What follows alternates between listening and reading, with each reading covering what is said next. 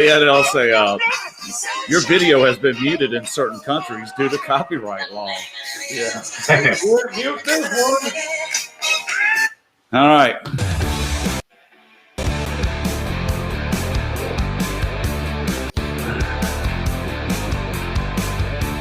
Good Sunday morning, everyone. You have tuned in to BettorCenter Live. You'll get the nation's best sports handicapping advice. College basketball, the NBA, and NHL. You tuned in to BettorCenter Live. Good Sunday morning, everyone.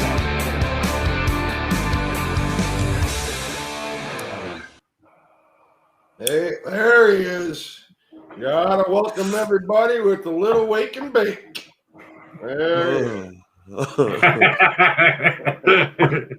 Here's a question. Is all that you love smoke in your face? Smoke on the water, cuz. Those are lyrics from another original song that I'm going to have to make a video on so we can play that one at the end of the show every day. See if we get a little love for that song. That one is called The Age of Fear. And guess what? Fear. Guess what we live in right now? Fear. The age of panic porn. Yeah, we are in the age of fear. But this song was written in 2006. Ooh. 2006. And boy, oh boy, is it very prophetic. Is all that you love smoke in your face? That's the big question. And we're starting in the rabbit hole today, guys. It's Sunday morning. You always start in the rabbit hole on Sunday morning, don't you? Usually start on my knees in prayer, and then I'll head to my local church and seek guidance from up above. And there you go. If you believe that shit. Quite the rabbit hole, man. Does it get deep? Put on my boots, dude. Start wading around in this shit. I know, but you know what it is? It's very good practice for what we do. See, that's what I do. My rabbit hole experience is really, it took on a different level because of my handicapping experience. Because I am a cipher by trade, a natural born cipher. And I don't know, walked into this business when I was 19 trying to figure out how to follow momentum. That's so you're the Alan Turing of sports handicapping, is what you're trying to say. What the fuck is he? Alan Turing. That's basically the father of the modern computer. He was a code breaker for the British during World War II, and he's the one that set up and busted the Enigma code. So there's a movie called The Imitation Game that's about his life. Pretty smart guy. Yeah, pretty smart guy. I'll take that as a hell of a compliment on a Sunday morning. Thank you very much. Yeah, you know what? You know what I got is ADD. So, and it's in OCD mode, which is almost like a computer because you're thinking about everything. Then, the computer can get you to focus. Yeah, so that's where I get problems. That sounds like some bad software when you start getting off the tangent. It sounds like they need to reboot some get you some better software loaded up, man. Well, hardware is working, but the software is glitchy. Well, if we want to talk rabbit hole, I'm a firm believer that when your ears are ringing, you're being downloaded. Okay. That's Johnny Mnemonic, right? And that Keanu Reeves, Ice-T, Low Jacks, Low Tech crew. I don't know. You know what? I'll be honest. It's really weird. I tripped down the rabbit hole because I saw a UFO. I actually saw the damn thing open a wormhole right in front of my house. I had a witness. You can't take it out of my eyes. And you came up in Andromeda somewhere, right? The other end of the wormhole? No, they didn't take me for a ride. Oh, shit. That would have made for a much better story, Lou. You got the story's the story. You got to embellish. Then the story doesn't it becomes folklore. Oh, okay. Yeah, you got to embellish that one a little bit, like the ghost stories. I got some ghost stories too. We can't just have it end up being swamp gas at the end of the story, dude. It's got to actually be something a little more. exciting. Also, at the end of the story because the simulator. I mean, to me, we have a simulator, Oz, the mighty Oz, and he's at the end of the yellow brick road, and all we really need is a naive young lady, somebody that knows how to have somebody with the brain, somebody with a heart, and then somebody with some fucking courage. And then the world is a safer place and a much better place. But nobody wants to follow the yellow brick road. There isn't Dorothy, and we are not in Kansas anymore. Totally. Okay. So the simulator has all this. So I take it to the level. Now let's get it into the sports gambling world. I take it to the level. This is the following of momentum, where the yellow brick road is the world of momentum. And if you follow that yellow brick road, you follow where the momentum is taking you, and it takes you down that rabbit hole. It's the same as following the games. When you're looking at numbers, and you look at long, expensive numbers, a lot of guys only want to look at what a team's done the last few games, which is something you have to look at. But when you look at long numbers, you start seeing the patterns of momentum.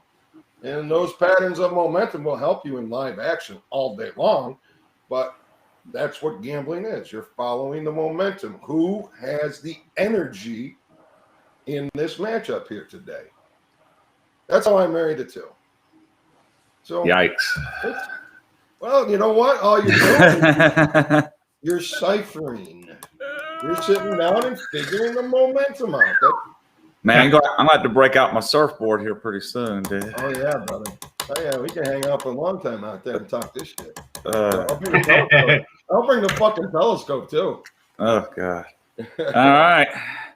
How's that? Good morning, everybody. Hey. If you weren't thinking about shit, you're thinking about it now, right? That's my job. My job isn't to be right.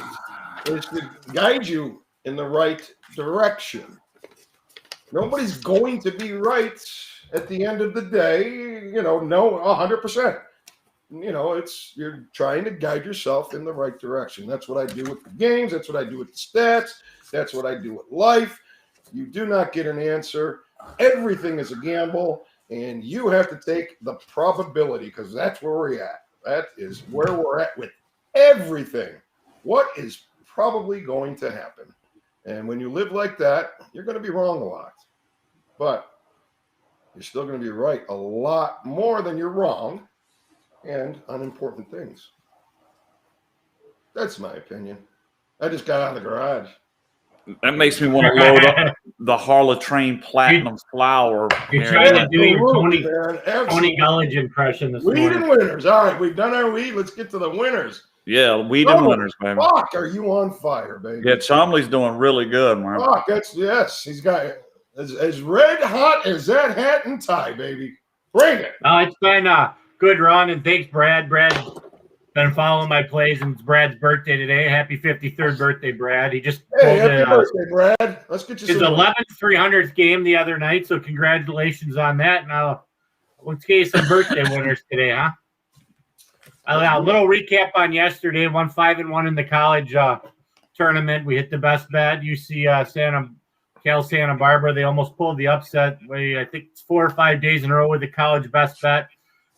We have 4 plays up available at the site today, guys. And like I've been preaching every day, that you should probably go and grab them. This is my time of the year. I've usually hit over 60. Going away soon. The credit goes going away. Yeah, so I mean, obviously, that's it. So use it now. He's hot. Right. So anyway, we'll have another big day. Anyway, that's my little recap. And you want to go? You want to start with today's plays? Why don't you, Tony? Why don't you talk and give your little spiel first? Then we'll start. Yeah, not a lot of spiel. Probably the worst bet I made yesterday was my best bet, Georgetown. Literally the only game that had no chance. Colorado just shot them out of the building. I think they had about 14 threes or something in the first. Something ridiculous. Some ridiculous amount of threes. No chance. But then actually had a pretty good day. It was all right, man. It's tournament games. I enjoyed watching them much, but we were on several of the good games. Ohio we had. Ohio. Yeah, Ohio on several winners, actually pretty good. Like I said, it wasn't a bad day other than that Georgetown pretty much shit the bed. I mean, I It tell them happened, right? Yeah, I mean, I'll be the first to admit that was a dud. Now, here's what I've done: kind of went through, and I have to acknowledge my mistakes when it comes to like deciding what lines I think should be put on these games. And one mistake I certainly made was my detrimental attitude toward the Pac-12. They've actually, showed up decent with UCLA's win last night over BYU. They certainly showed they're competent. It's funny, Oregon, even the Pac-12's catching the breaks. Oregon advanced without playing a game thanks to a COVID protocol issue with VCU. So then you have basically every Pac-12 team. And so I'm going to start off today, the show, talking about Oregon State. Again, another probably the hottest of the Pac-12 teams that come in, basically made their way through the tournament. Look good. I like the way to distribute the ball. There's a lot of – it's going to be an odd day today, guys. I get used to this. It's going to be a crazy day today. And what's unusual is it feels like Saturday to me because it's the start of the second round. It's hard for my body to get over the fact that tomorrow is actually Monday, a weekday, and it's going to be the conclusion of the second round. It's going to feel like Sunday tomorrow. But here we go again. So you're going to get the single games of the nation. I think they actually might be doing the back-to-back single game. So I know the first game this morning is going to be Illinois.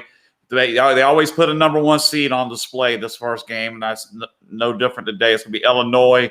They're going to be playing the Ramblers of Loyola of Illinois, which very intriguing. Here's one thing I'll say about number one seeds. Everybody likes having a number one seed for whatever reason, but I always said that the 2 and the 3 were the better. Because here's why.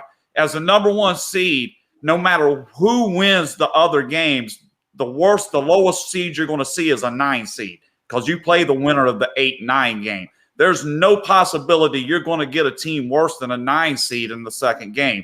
As opposed to, a 2 seed, you can have an upset, play the 10 seed, so on and so forth down the line. So you'll see this. This is usually the minefield for the number one seeds. If there's any vulnerabilities in a number one seed, this is the round they can show up. And this is the tough. I always thought this was the toughest game for the number one seeds was this 8-9 game. Once you get through this, the pressure's off. But they got to all be careful, and that includes Illinois today. The Ramblers are going to slow you down. They're going to pace the game. They're going to spread you out. And they're going to try to just put you to sleep with that pace. Illinois obviously is going to try to push the ball up and down the court to get them out of that flow. Because once you sink down into that slow pace, it's hard to gear it back up. Pretty much you see several of these games, they're making it to 50 and the winners coming in at 52, 53, 54. There's been about 8 of those games in the tournament so far where as soon as they get to the 50s, that's the end of the game. That's a low pace, and it makes every basket and every possession important. I'm going to actually back. I know a lot of people love Illinois, and I think I actually have them winning the title on my bracket. But as I said, this is the game you almost hold your breath and try to get through. I've actually made a play on Loyola, Illinois. I took the Ramblers. What I like about them in this spot is they're experienced enough not to break under the pressure. They've got guards. Everything that you want to see in a tournament team, this Norris kid, their little white point guard / shooting guard, he's solid, okay? So he's not – you can double team him, pressure him. He's probably going to make the right play. They don't turn the ball over much. Like I said, they're going to slow this pace down. That's just one of the games, and I'll probably throw it back. But for me, Loyola of Illinois +7 is one of the plays I got today.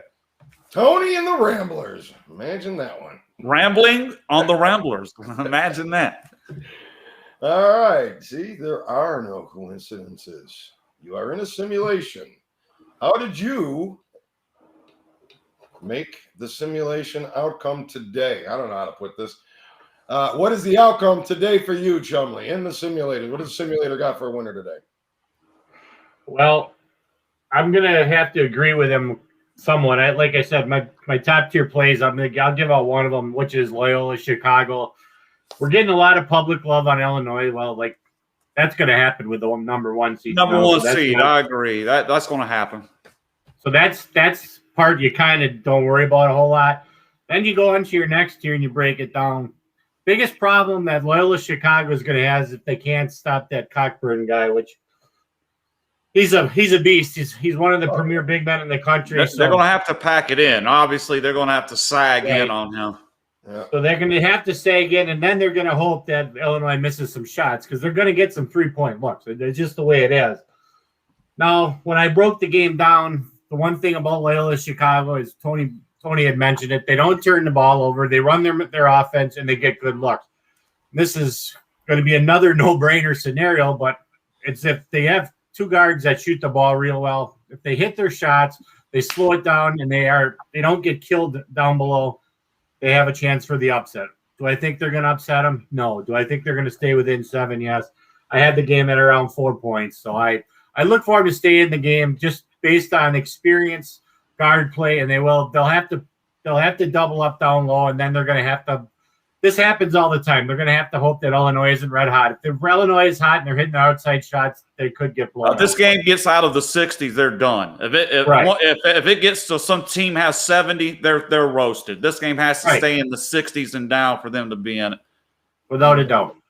So that's how I broke that game down. But I do think they stay within the number. All right. We got anything else out there in college basketball you guys want to give up before we? Yeah, sure. I mean, I'm not as hot as Chum, so I don't mind talking about all these games pretty much. The only one I didn't really bet. Actually, I'm looking at my best. I bet on 4 of these games. I am not going to give out my best bet. I don't know why. I'm just going to try to go with karma and hope it cashes today by not saying anything about it. Just completely forget about it. NBA's been saving my. You're worried about me and the Yellow Brick Road thing. Right. So it's psychological. And I think what the psychological part is not to cause my own self-stress is what it does. It's kind of like a little trigger I like to use. Get you talking to yourself all day. Right. I'm trying to trick myself into not thinking about it. So let's go with the Oral Roberts game. It's a little later, the Oral Roberts. So here you go. Here's an example of a 15 beating a 2. Which has only happened 9 times since the field expanded to 64 somewhere in the mid-'80s. So we're like 35, 36 years of this shit. It's only the 9th. So every 4 years, like leap year, a 15 beats a 2. You know, that's on average. So it doesn't happen much. So you get Oral Roberts. And this Florida line keeps moving up. I mean, I appreciate what Florida does. But, guys, they could struggle to score as far as efficiency on offense. They'll get some points by pushing it and running it, but it's not a clean shooting team. I don't like everything I see from them. Oral Roberts, I think, is going to be fired up at least enough to keep it in it. So here I go with another underdog. I definitely – and it's on my lower tier of action plays, but I think Oral Roberts really has a straight-up chance here today to do some damage.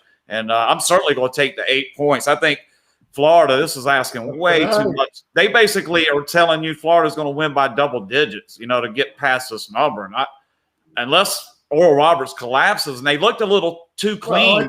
I think a lot of the movement was because of the big upset. You're not going to be able to pull off 2 games like that. Oh, bullshit. I don't, once you get to this tournament and you win a game in this tournament, respect is immediate, or it should be, because it's hard to fluke your way through these games. I mean, you can have a great shooting game, sure, like Wisconsin as an example. I mean, they shot the lights out, which is how every time North Carolina loses in the tournament, it seems like they find the hot shooters. And you had the Davidson kid. They had a couple kids from Wisconsin that literally couldn't miss, and we couldn't make a shot from 2 feet. Now you wonder if Wisconsin's going to have that kind of shooting touch against a probably just as an aggressive Baylor team today. They won't shoot that good. Right, and Baylor, we'll see how that matchup goes. So you expect Baylor to probably push it. If I was Baylor and I was coaching Baylor, I would push everything out and make them go to the basket and see if you could play like catch-up defense and maybe intimidate them at the rim. I would force them to take it to the rack as opposed to letting these guys work around the perimeter. That would be me, and I think that's going to be Baylor. It's going to be a tough game, and I actually ended up favoring Baylor, a little bit of lean toward Baylor, gave it out as an action play. But I know this game is going to probably be a battle. Wisconsin has to control, similar to what Loyola has to do to Illinois. They have to control the pace of the game. You can't let the flow get out of hand. Because I think and Baylor's another one of these teams, they'll play at any style. I've seen Baylor play up-tempo and do well, and I've seen them play 50-point games and somehow grease them out. So they're conditioned to probably play either style. But for the gambler, I'm going to lean toward Baylor. I know that Chum loves Wisconsin today, and as a homer, I hope they do well for you. But as a gambling backer, we're going to agree to disagree on that one. I think I like Baylor to yours, and I also like the Oral Roberts. That was another play I'm giving up. Well, I think you just threw Chum under the bus on that one.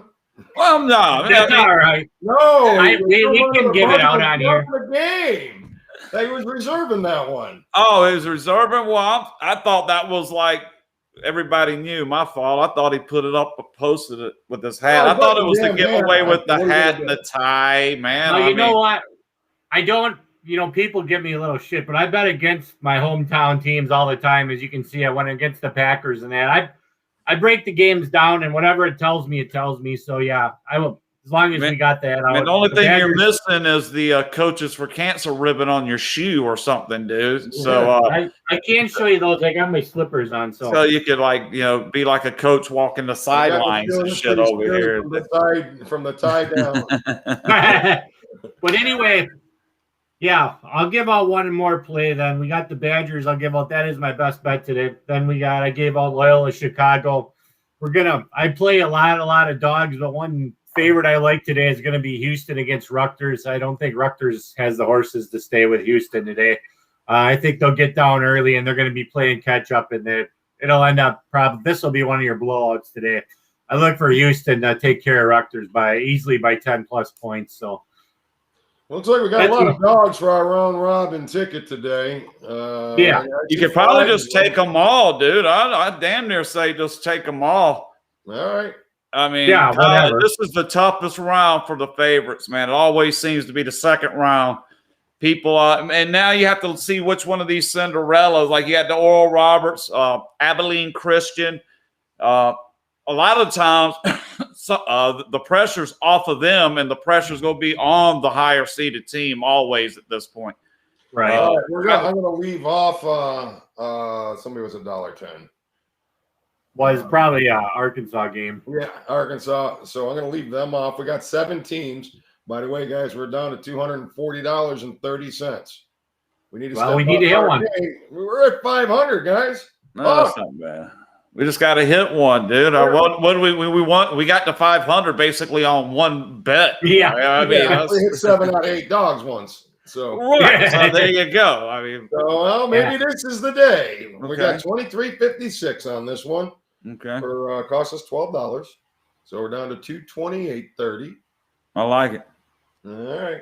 And hopefully that puts us up to $2,380 some dollars. Yeah, I was looking at the Oregon State game. We can mention that one too. I don't mind talking about these games. You got the good player for Oklahoma State, right? The Cunningham. You got the difference maker. But I'll tell you what, it's just not a smooth operation on their offense. There's a lot of standing around. There's a lot of dribbling. The shit that you don't see with like the smaller teams, the smaller schools that are still playing, these guys move the ball. That ball's like pass, making the defense move, shift to one side, then back to the other. And then somebody can get an open shot. You penetrate, kick it out. These teams that it's almost like the NBA style. Just Oklahoma State better not get into that with Cunningham today where he dribbles the ball, everybody gets out of the way, and he tries to juke his way to the basket. So they're just going to sag in. I mean, at this point, any key player on the opposition, you just basically you surround them and make them get rid of the ball. You force anybody else to make plays. In college basketball, man, there's not every team doesn't have 2, 3, 4 guys. You can see it in the eyes of the kids. They don't want to take these shots, man. I mean, how many of these late game situations does a kid have a shot and he goes, no, I'll kick it to you. You take the shot, dude. Yeah, that's what makes the player. That's what makes it the guy that's not afraid to take the shot. He's one that goes on the next level. And the Big 12's been a little disappointing, right? Not exactly what you'd expect. West Virginia did the duty, but, they had to fight it off. Texas Tech today, we're going to see what they got. I mean, they got a couple of their representatives, and I do actually like Texas Tech. There's another one of my plays today. I think Arkansas was the play. So I'm still down on the SEC, okay?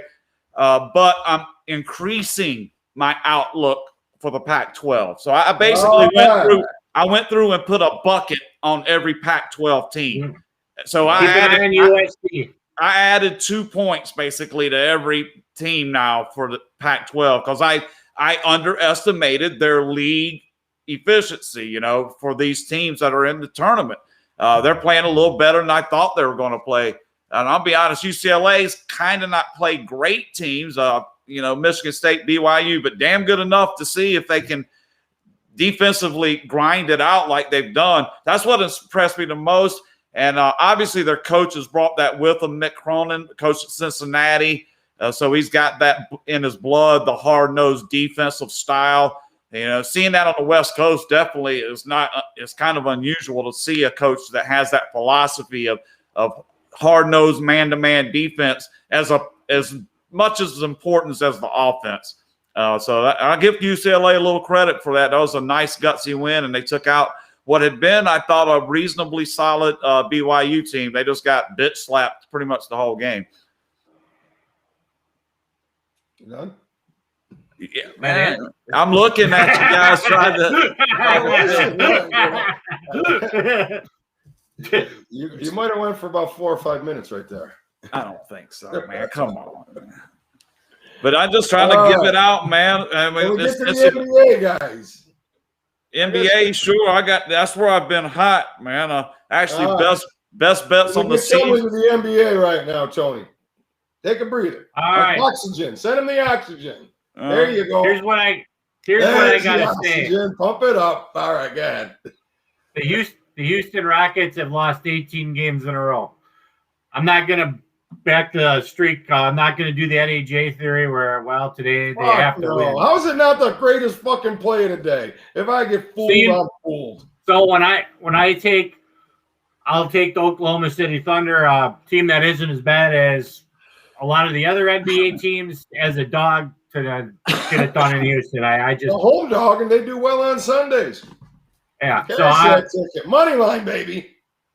That's exactly I'm gonna agree with. I know, Lou. I think I saw that on your card as well. But I when I was doing the NBA games, that one jumped off at me, so I'm just gonna give that out. That's all I'm gonna give.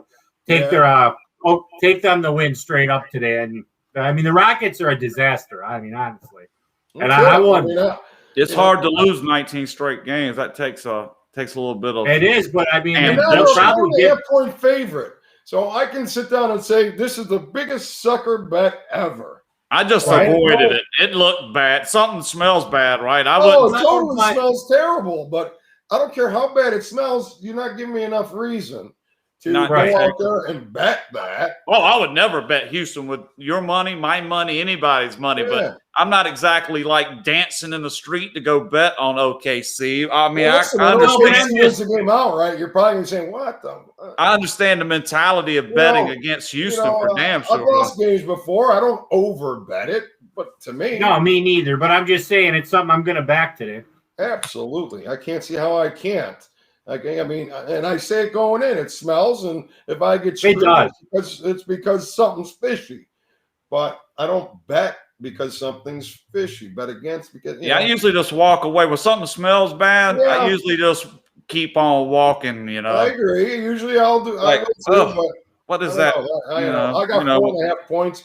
I believe the money line's a ticket too, but I gave up. That's my executive. When you hit the Metropolis Amtrak station and you're perusing the 2 a.m. hooker lineup, sometimes as you approach, you get a whiff and then you can just immediately back away and keep walking down. All right, Tony, what do you got for the NBA? Oh, look at that. Man, here, let's just for the season in the NBA, 48-32 with best bet plays, exactly 60%. So we're kind of got it going, just kind of built up a lot of momentum, really rolling. Let's just give out the best bet tonight. I've already made this bet. I recommend this play, the New York Knicks at home, playing well, getting a Philadelphia team that doesn't play well on the road and kind of lacking, their full lineup. And the Knicks are getting a point. They're throwing you a bone, throwing you an extra point when you probably don't even need it. Just take the Knicks money line. Just even money, whatever you can get there. And that's the NBA best bet. Take a bet Knicks team that is playing better, 21-21. There, that puts them right in the middle of the pack in the Eastern Conference. Team not playing well. Let's say their recent outcomes. Win over the Magic, and there you go, a greasy win over the Magic after losing a 3-point game at the Sixers not too long ago. So everything just lines up good here. I like the Knicks. That's my best bet, and get on it tonight. I think there's some other totals out there. I mean, we got the Pelicans and the Nuggets here today. Got to be a solid over 230. No, they schemed it a little under, but and I know we wait for Pelicans at home, but you know what? They're still an over team on the road, and if they got an over team they're playing, I'm rolling with it. The Nuggets are an over team, so I will be rolling that one over. Wizards and Nets, 248. They priced me out. That's a little bit too high. Yeah, I'm priced out. That's probably a winner. They priced you out, man. Come on, they can't price you out, can they? Yeah, they did. They priced me out. I left it alone. So then what else did I roll with here? I rolled Dallas and Portland to the over. Got a little love for that one there. So that's pretty much my NBA card here today. OKC plus the 4, big play. Denver over 230, the diamond play. Dallas and Portland over 228. So there we go for my NBA. Anybody got anything to add before we head to hockey? I took the Wizards small play, action play on the Wizards. You can have that one. All right. Getting about 8-9 points from the Nets today. Sunday afternoon. Nobody cares game. All right. So NHL. So I cashed my second half of my ticket. I played Tampa Bay on Thursday in an open-end parlay, and I closed it with Tampa Bay on Saturday. So that's how you get away with a correlated parlay. You play the same team back-to-back nights in an open-end parlay. So when Tampa Bay playing Detroit, they're going to nail them. Boom, and they got them twice. So cash that ticket. And but today there's definitely a couple overs there today. And Florida and Tampa Bay should be a nice solid over, as well as Vegas and LA. That should also be an over. 6 on the Florida game, 5.5 on Vegas. 2 nice little overs. If you want to open up something on a parlay, or if you want to play a parlay for a little action, Pittsburgh should be the money. And Tampa, probably the money, but not solid. Vegas, probably the money, but you got those going with it. I think Pittsburgh, obviously the price tells you they're the most solid of the day, but Dallas I don't think is nearly as solid as that favorite. So Pittsburgh, if you want to open the parlay, either go with Tampa Bay or LA, or choose all 3. Those are my hockey for Sunday in the rabbit hole. Like Florida Panthers, underdog, goalie, great record for the opposing goalie, not nowhere near as good. Like the spot, Florida Panthers. Yeah, I'm not in love with Tampa here today at all. So, but they own Florida. They don't have a problem beating them. So we'll see if they. I'll take them. I'll take them today. I'll be a Huckleberry, as the saying goes. That's all right. Anything else to add, gentlemen? Any other hockey? No hockey for me. No. We got about 30 minutes to tip off of your NCAA second round commences, round of 32. By the end of tomorrow evening, we'll be down to the Sweet 16, guys, as the NCAA tournament marches toward conclusion. That's going to let you know you're heading towards summer. Baseball will be right behind it.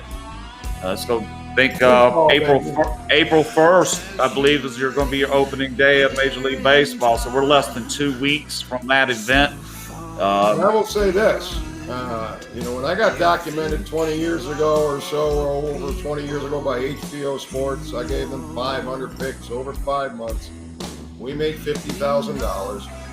We played between 100 and a dime a game, the same way you see my program, and we won $50,000.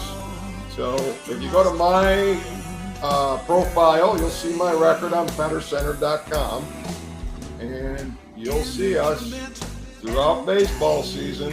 You'll see that sheet just gradually go higher and higher and higher. We have a goal, again, to turn $50,000 over the 5 months of baseball. That's my goal every year, usually. That's feasible. Yeah, that's not a bad goal. Try to make it. Between 100 and a dime a game. That's it. And most players are playing that. I'm not saying, that's a reasonable. Yeah, that's a reasonable. Within that realm. That's a reasonable range. Yeah, and you're not betting over, and really, it's just the 10 unit is really your best bet. It's the 1 unit play, and then everything else keeps you in action. Action plays to keep your focus on the game. So, Yeah, it's always better if I throw something on some games, man. I usually bet one game heavy and then sprinkle a few others around. Not much, but a little bit, to where all those crumbs might add up to some of the big bet. All right, guys. Good luck. Yeah, I'm gonna head out. 30 minutes, guys. grown on you yet? Huh? Has the song grown on you yet? No. Yeah, it's thrown off of me. Grown off of you? It's all right. If we could hear it clean one time without the herky jerky, maybe I could appraise it a little better. I got a dozen of them. That's just the first one. That's It's not terrible. I mean, it doesn't strike a chord of badness, so that's good. It's a crime inside your mind. It's a crime.